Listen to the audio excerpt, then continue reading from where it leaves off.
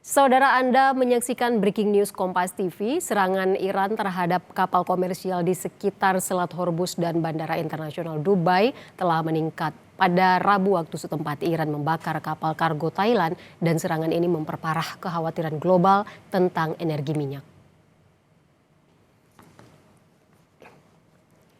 Berbagai gambar statis yang dirilis oleh Angkatan Laut Kerajaan Thailand menunjukkan kapal kargo Thailand Mayurenari yang terkena serangan dan terbakar di Selat Hormuz pada Rabu. Sementara itu drone Iran juga menargetkan bandara Dubai. Serangan ini memperparah kekhawatiran global tentang energi minyak yang semakin sulit terdistribusi.